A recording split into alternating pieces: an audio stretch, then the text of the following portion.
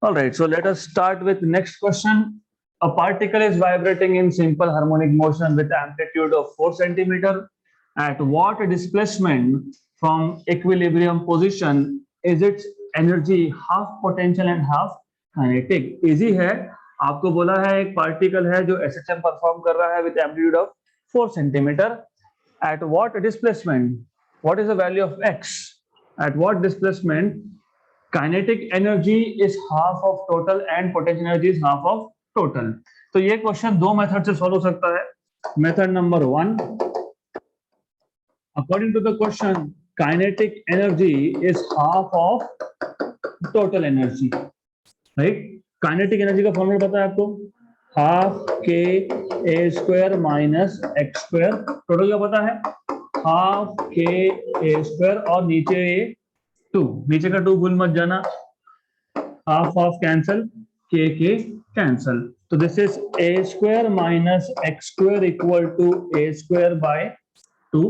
So this is equal to, ये x square को वहां शिफ्ट करो, ए स्क्वायर बाय 2 को यहां शिफ्ट करो. Therefore a square minus a square by 2 equal to x square. Therefore a square minus a square by 2 is a square by 2. This is equal to x square. Therefore x is equal to a by root 2. A by root 2, a कितना दिया है? 4. a is 4, 4 by root 2, 4 by root 2 is 2 root 2. तो 2 root 2 है क्या option में? Option number D. This is method number 1 and there is also another method, method number 2, क्योंकि potential भी half of total है. Potential is also half of total. तो potential energy is half of total. Potential energy is half k x square, total is half k a square और by 2, k by 2 cancel. तो यहां से सीधा सीधा आ गया x square equal to a square by 2, मतलब x equal to a by root 2. a is 4 and root 2 in the denominator, तो 2 root 2. तो ऐसा करो, या फिर method number 1 is the same thing. Next question. A small mass executes SHM around, not account. I think we have done this question already. ठीक है, हुआ भी है तो doesn't matter. So a small mass executes SHM around a point O with amplitude A time period t. Its displacement from O at time t by 8. तो t by 8 time पे इसका displacement कितना होगा? This is what they are asking you. Simple, very simple. अभी बताया कि particle ने motion कहां से स्टार्ट किया? नो. तो by default you have to take from mean. तो x equal to a sine of omega t, right? और आपको पूछा डिस्प्लेसमेंट है, तो x equal to a sine of omega is 2 pi by time period and t is t by 8. Cancel cancel, 1 जा and 4 जा. Sign of pi by 4 मतलब sine of 45. What is sine of 45? 1 by root 2. तो a by root 2, option number D. Done. Next question. Good. 4 springs connect with mass as shown in figure. Find the frequency of simple harmonic motion. Simple question है. You should know first of all, ये जो दो spring है, they are in series. This is series combination. एक काम करते हैं, spring को नाम दे देते हैं. So let us say this is spring number 1. So what we have is, हमारे पास ऐसा एक situation है where you have two rigid supports. You have two rigid supports. Then you have two springs which are in series और दोनों का spring constant है 2k and 2k. Then you have a block of mass capital M, mass capital M. Then again you have two springs, one of spring constant K and other of spring constant 2K. So first of all you should know कि these two are in series. इसको spring number 1 बोलता हूँ, इसको 2 बोलता हूँ, इसको 3 बोलता हूँ, इसको 4 बोलता हूँ. तो spring number 1 and 2 are in series. So springs 1 and 2 are in series. वैसे तो orally solve होता है question, but we will do full fledged, then we'll do it orally. So when two springs are in series, what is equivalent spring constant? 1 by Ks equal to 1 by K1 plus 1 by K2. मैंने बताया था springs in series act as if they are resistances in parallel. So 1 by Ks equal to 1 upon 2K plus 1 upon 2K, right? तो ये solve करने के बाद आपको मिल जाएगा K. कैसे? बेसिक्स याद नहीं है आपको. 1 upon 2K plus 1 upon 2K is 2 upon 2K. This is 2 upon 2K. 2 cancel. So K is equal to K. And springs 3 and 4 are in parallel. Or parallel springs, they behave as if resistance is in series.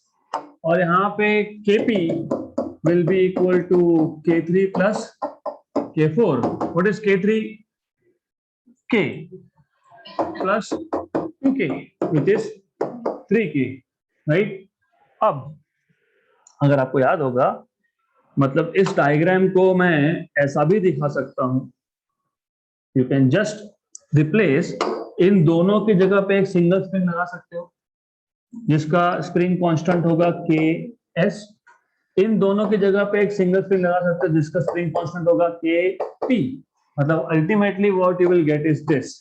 एक spring यहाँ पे, फिर एक मास है, और फिर वापस से एक स्प्रिंग है. और आपको मैंने ऑलरेडी बताया था, this situation is nothing but two springs are in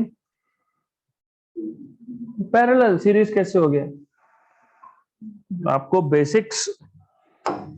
What do you mean by series combination? What is the meaning of series combination? Only one point in common. इन दोनों springs में एक ही point common था. That is series combination. Parallel मतलब both are in common. अब एक बात बताओ, if I am connecting two springs something like this, हमारे पास दो springs है which are connected something like this. Just a minute. Okay, समझ लेना. Good.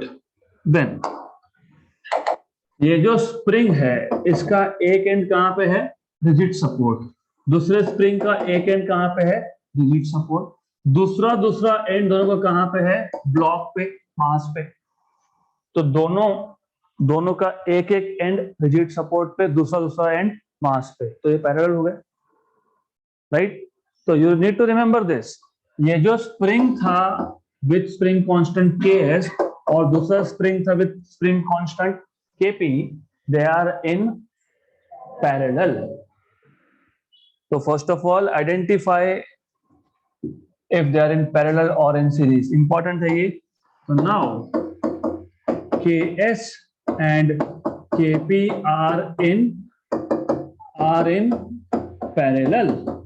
तो equivalent क्या आएगा? Ks plus Kp. What is Ks? K. What is Kp? 3K. In total 4K. 4K. आपको क्या फाइंड करना था? Frequency. Do you remember frequency is 1 upon 2 pi under root of K equivalent by mass. So 1 upon 2 pi under root of 4K by mass. है क्या? कहां पे है? Option number B, right? ये lengthy method. Shortcuts are always there orally. ये जो हमने किया है दैट इज, इसी को आप शॉर्टकट वे में करोगे. And now if you have good hold on the concept, easy है. बाकी कुछ लिखने की जरूरत नहीं. The moment you see ये दो स्प्रिंग, इन दोनों का इक्विवेलेंट आ जाएगा. ठीक.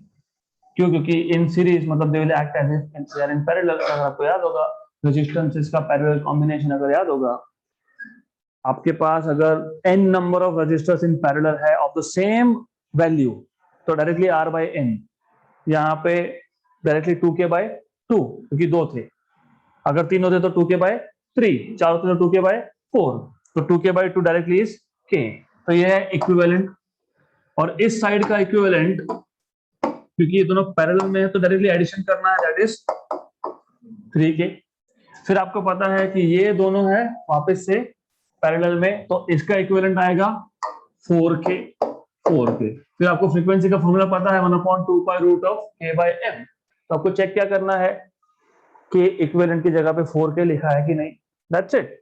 कहाँ लिखा है, ए की जगह पे लिखा है, ऑप्शन नंबर बी। तो क्वेश्चन ओरली भी सॉल्व होता है।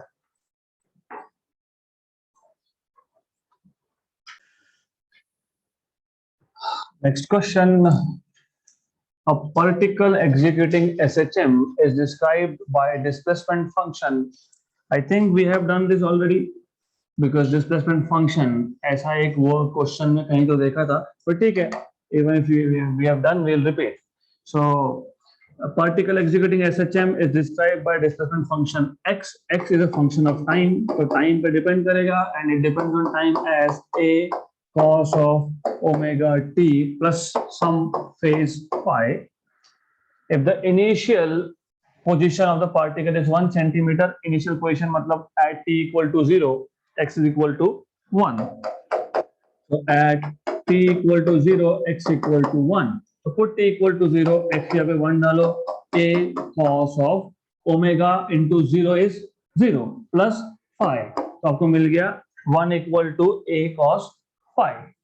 तो यहाँ से आपको cos phi मिल जाएगा, तो cos phi is 1/a। जिनको ये स्टेप समझ में नहीं आया, I have done nothing but ऊपर के इक्वेशन में x की वैल्यू 1 डाल दी और टाइम की वैल्यू 0 डाल दिया, तो ओमेगा इंटू 0 प्लस phi, तो this will give you 1 equal to a cos of phi। तो यहाँ से आपको मिल जाएगा cos phi as 1/a, equation number 1। उसके आगे इन्होंने बोला है its initial velocity is pi centimeter per second। initial velocity मतलब t equal to 0 पे velocity is pi and angular frequency is pi per second। Omega की वैल्यू pi दी है, then the amplitude of the motion is। so if you remember correctly, हमने velocity निकालने के लिए पहले x का डेरिवेटिव लिया था with respect to time, मतलब derivative of a cos of omega t plus phi। and if you remember, a constant होता है, outside cos का डेरिवेटिव आता है minus sin of omega t plus phi into derivative of omega t plus phi is omega। ये है velocity। तो at t equal to 0, v equal to pi, therefore pi, v की जगह पे pi, a omega की जगह पे वापस से pi, क्यों pi, क्योंकि यहाँ पे बोला है, right? Then sin of omega into 0, क्योंकि t equal to 0 plus phi, cancel and cancel। something we are missing, what we are missing is, क्या रह गया, कुछ रह गया क्या? yes, no, velocity is pi, what is missing? something is missing, minus नहीं लिया यहाँ पे तो it will be wrong। so this is 1 equal to minus a sin of phi, therefore sin of phi equal to minus 1/a। you want to find out what? amplitude बोला है, तो ये equation number 1 और 2 को square and add कर दो, क्योंकि squaring and adding left hand side will become 1। तो squaring and adding equation number 1 and 2, squaring and adding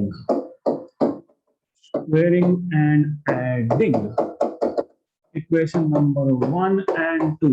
तो इक्वेशन नंबर 1 में cos स्क्वायर था, इक्वेशन नंबर 2 में sin स्क्वायर है, इक्वेशन नंबर 1 में 1/a था और इक्वेशन नंबर 2 में minus 1/a है square. Left hand side will become 1/a square plus 1/a square, so 1 equal to 2/a square, which means a square equal to 2, which means a equal to √2।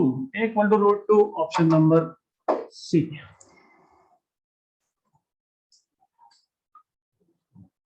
next question, out of the following function representing motion of a particle which represents SHM? Only 4. Why? Because I told you during theory classes. अब अगर ये नहीं पता होगा तो फिर solve करते रहो. So normally how to solve this? Normal method आपको पता है SHM कब होता है? SHM तब होता है जब acceleration is equal to minus omega square x, right? तो अगर आपको बेसिक्स नहीं पता तो फिर आप क्या करोगे? पहला फंक्शन लोगे x equal to sine cube omega t, फिर पहले वेलोसिटी निकालोगे dx by dt, that is equal to d dt of sin cube omega T.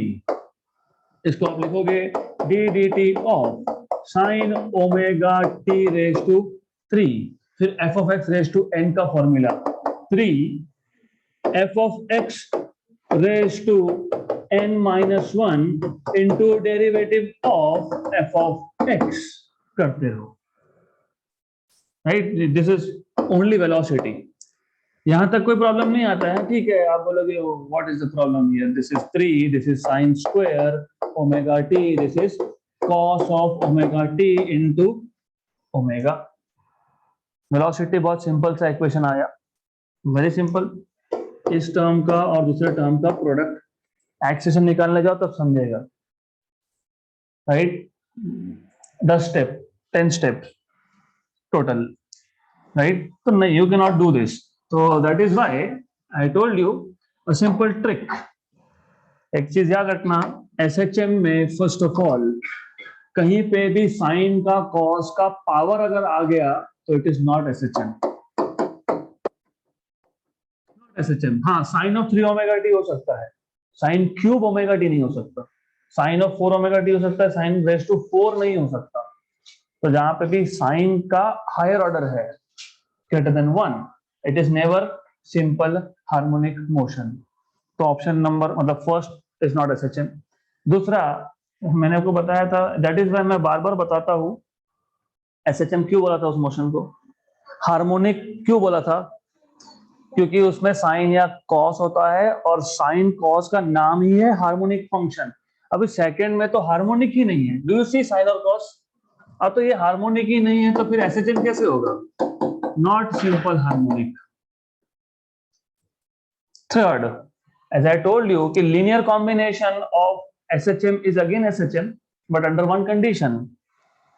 यहाँ पे ओमेगा टी है तो यहाँ पे भी ओमेगा टी चाहिए, यहाँ पे भी ओमेगा टी चाहिए तो ही एसएचएम है. The moment arguments are different. Argument मतलब ये एंगल को आर्ग्यूमेंट बोलते हैं. यहाँ पे ओमेगा टी, वहां पे 3 ओमेगा टी नहीं चलेगा. ऐसा चल सकता है कि यहाँ पे 3 and then cos of omega t, okay. यहाँ पे 5 और यहाँ पे omega t. This is harmonic. Harmonic motion का लीनियर कॉम्बिनेशन मतलब एडिशन. 3, 4, 5, 10, 15, 100, 200 एसएचएम का एडिशन भी एसएचएम होगा, प्रोवाइडेड सबका एंगल होना चाहिए सेम. सेम है क्या हमारे पास? नहीं. तो ये भी एसएचएम नहीं है, only for that reason. Number 4, do you see sine omega t harmonic है? Yes. Cos omega t harmonic है? यस. दोनों में सिर्फ ओमेगा टी है? यस. तो only fourth number is harmonic. Simple harmonic motion, खत्म. Orally if you see solution around half a page, one and a half page, 1.5 page का solution है इसका. You don't have to do this. Done. So this is harmonic, only option number 4. Next question. There's nothing to write there. Next question. A particle executing SHM according to the equation. So you have a particle which is performing SHM according to the equation x equal to 5 cos of 2 pi t plus pi by 4. In SI units, SI unit मतलब amplitude is measured in meters, displacement is in meters, time is in second.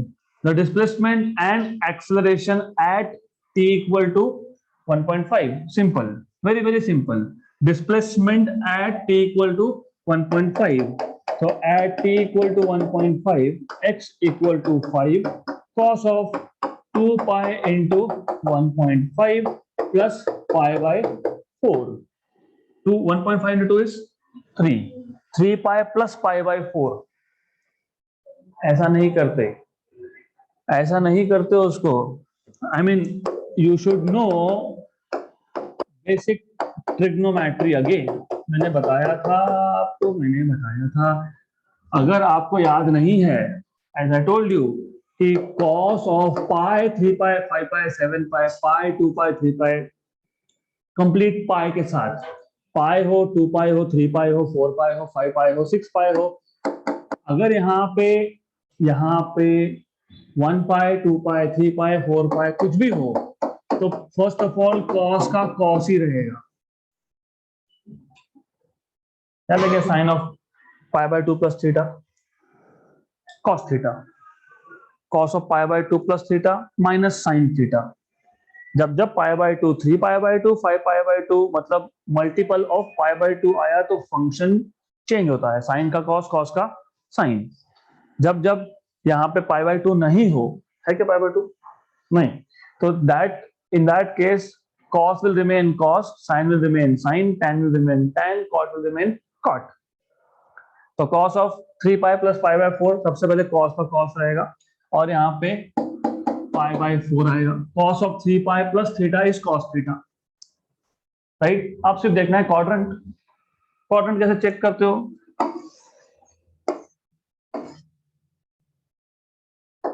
2 pi plus pi 3 pi plus pi by 4, you are in the third quadrant, all positive, sin positive, tan positive, add sugar to coffee। Third quadrant में cos negative है तो ये भी आएगा negative. What is cos of pi by 4, 1 by root 2, तो minus 1 by root 2। Method number 1। Method number 2, do you remember cos of a plus b, cos a cos b minus sin a sin b, cos of a कितना है 3 पाई, cos of b कितना है पाई by 4, sin of 3 pi sin of pi by 4, cos of pi 3 pi they are minus 1, this is 1 by root 2, sin of 3 pi is 0, तो minus 1 by root 2। ऐसा करो तो भी चलेगा, वो करोगे तो भी चलेगा, up to you। so both of this methods you should know। तो ये दोनों में से एक पता होना चाहिए कम से कम। so you have cos of 3 pi plus pi by 4 as minus 1 by root 2, therefore x equal to यहाँ पे 5 था और ये आ गया आपका minus 1 by root 2, मतलब minus 5 by root 2। अच्छा अभी ठीक है, माइनस तो आएगा, मतलब option number B and D you can not get, क्योंकि डिस्प्लेसमेंट पहले पूछा है, मतलब ए और सी में से एक। Of course 5 by root 2 cannot be 3, it has to be minus 3.54। नहीं पता तो पता कर लो, doesn't matter really, easy। कैसे करोगे इसको सॉल्व, रूट 2 से multiply divide by root 2, 5 by root 2 multiply divide by root 2, क्योंकि ये आ जाएगा minus 5 root 2 into root 2 is 2, what is minus 2.5, what is this 1.4, what is 25 14 what is greater than 3, इतना तो पता ना, greater than 3 आएगा ये with a negative sign, 3.54, 25 into 14, what is 25 into 14, 350 आ गया minus 3.54। तो एक्चुअली ये सारा का सारा इतना सॉल्व करना ही नहीं है, logically this is negative and this is greater than 3, तो माइनस 3.54 खत्म। फिर भी अगर आपको एक्सेलरेशन निकालना ही है तो अभी क्या करोगे, वेलोसिटी निकालोगे फिर एक्सेलरेशन निकालोगे, नहीं, no no no no, why no, motion SHM है क्या, यस, अगर मोशन एसएचएम है तो हमको पता ही है ना ये माइनस ओमेगा स्क्वायर एक्स आता है, एक्स पता है क्या, यस, ओमेगा पता है ओमेगा कैसे पता है, ये लिखा है यहाँ पे, ओमेगा इज 2 पाई, तो माइनस 2 पाई का स्क्वायर, और x is again minus 3.54, minus minus plus 2 square is 4 pi square and into 3.54, 3.5 into 4, 3.57, 14 pi square के आसपास। पाई की वैल्यू डाल दोगे, पाई की value pi square is 10, this is nothing but 14 pi square, what is pi square 10, तो ये आ जाएगा 140 metre पर सेकेंड स्क्वायर, है क्या 140? Good.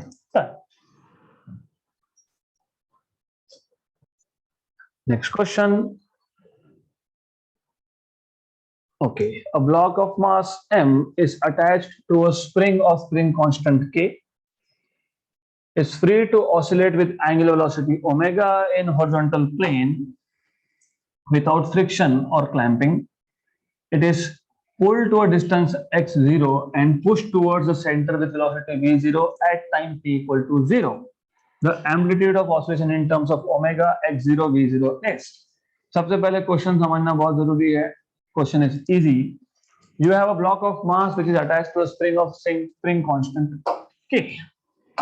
It is free to oscillate with angular velocity omega in horizontal plane without friction. So you have a surface which is without friction, and you have a block somewhere over here, and this block is basically free to oscillate on this frictionless surface, and it is attached to a spring. So there is a spring here with spring constant k. पहले तो इतना समझना चाहिए। आगे क्या बोला है? आगे ये बोला है it is pulled to a distance x0.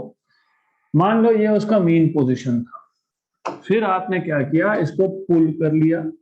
पुल कर लिया मतलब ये स्प्रिंग जो है वो स्ट्रेच होगा, तो spring will be stretched,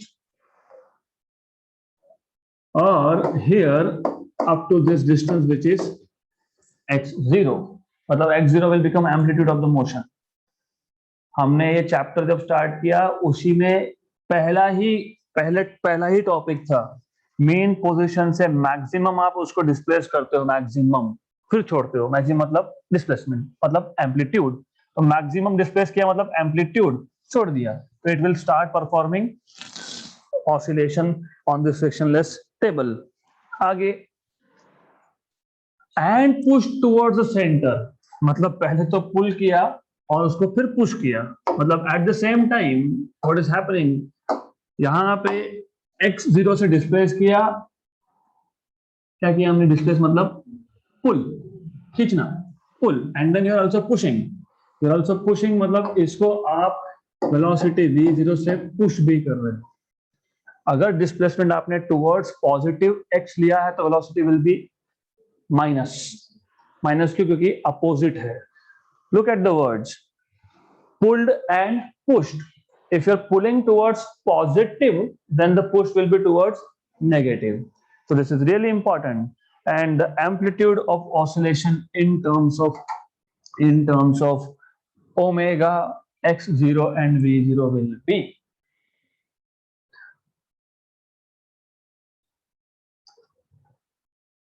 so you should first know here कि motion is starting from extreme, मतलब directly x equal to a cos omega t लिख सकते हो, right. Then what will you do in this case is, क्या करोगे इसके आगे, what will you do, हाँ वेलोसिटी फाइंड कर लेंगे, okay dx by dt, that is okay, dx by dt, this is minus a sin omega t into omega, okay into omega, ये आ गया velocity. But they are saying something about initial, look it is pulled at distance x0 and pushed toward the center with velocity v0 at time t equal to 0, तो आगे क्या करोगे? Alright, तो first of all अगर आप ऐसा करने गए तो if you put t equal to 0, look what happens is minus a omega sin of 0, खत्म, v equal to 0, नहीं चलेगा, उन्होंने क्लियर कट बोला है कि initial velocity is not zero, तो you can not directly start with x equal to a cos of omega t।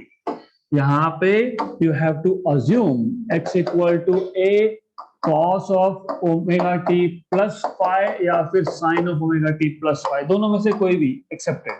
You can take sin और you can take cos, क्योंकि दोनों हार्मोनिक है। Perfectly fine, no issues. अब velocity निकालो, dx by dt this is equal to minus a omega sine of omega t plus phi. Now at t equal to 0 v equal to minus v0। Minus क्यों? Because as I told you direction is opposite, minus v0। तो v की जगह पे आप लिखोगे minus v0, यहां पे आप लिखोगे minus a omega sine of omega into 0 plus phi. तो you will have minus v0 equal to a omega with negative sine, negative a omega sine of only phi. मतलब यहां से आपको मिल गया v0 equal to a omega sine phi. मतलब आपको यहां से मिल गया sine phi equal to v0 upon a omega. ऐसा क्यों लिखा? ऐसा इसके लिए लिखा somewhere, and why did I repeat the question? Because you see sin phi minus 1 by a, और हमारे पास cos phi भी था 1 by a, फिर हमने क्या किया? Squaring and adding. तो सिमिलरली यहाँ पे अगर आपके पास साइन फाई है और अगर आपको कॉस फाई मिल गया तो your job is done, right. तो आगे क्या बोला है? इनिशियल डिस्प्लेसमेंट कितना है? x0। तो what you have to do is here, what you can do is you can say at t equal to 0 x equal to x0, therefore x0 equal to a cos of omega into 0 is 0, तो cos of phi। तो यहां से आपको मिल जाएगा what you will get is cos phi। What will be cos phi from here? x0 by a। तो from here you will get cos of phi equal to x0 by a, equation number 1। इसके क्या करेंगे? Squaring and adding 1 and 2। तो squaring and adding equation number 1 and 2, you will have cos square phi plus sin square phi equal to x0 by a का square plus v0 by a omega का square. This is equal to left hand side is 1, this is equal to x0 square by a square plus v0 square by a square omega square। तो a square common निकाल लो, therefore 1 equal to 1 by a square निकाल लिया common, you will have x0 square plus v0 square upon omega square, therefore a square will be equal to x0 square plus v0 square upon omega square, and therefore amplitude a will be under root of x0 square plus v0 square upon omega square। है क्या? है? हाँ है ना, x0 square plus v0 square upon omega square, वही तो है, x0 square plus v0 square upon omega square। तो that is why I repeated few questions। number 1, amplitude अगर फाइंड करना है कहां से? डिस्प्लेसमेंट इक्वेशन से। वहां पे भी वो displacement was function of time, if you remember in this question. अगर आपको डिस्प्लेसमेंट के इक्वेशन से एम्पलीट्यूड फाइंड करना है तो दो इक्वेशन बनाने पड़ेंगे, एक कॉस के लिए एक साइन के लिए, और स्क्वायर एंड ऐड। तो similarly here also we did the same thing. सिर्फ प्रॉब्लम यहाँ पे ये था कि आपके पास इंफॉर्मेशन इनडायरेक्ट वे में है, वहां पे डायरेक्टली हुआ था at time t equal to 0 v is pi, उस क्वेश्चन में। यहाँ पे नहीं बोला, यहाँ पे आपको पहले एक इक्वेशन लेना पड़ेगा एसएचएम का, फिर आप बोलोगे कॉस इक्वल है, कोई फर्क नहीं पड़ता, साइन ले लो, doesn't matter. If you want x equal to a sin omega t plus five, okay.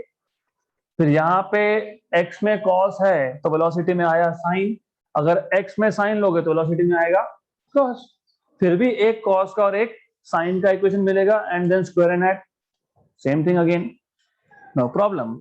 So this is how you are supposed to solve this question. That's it for today.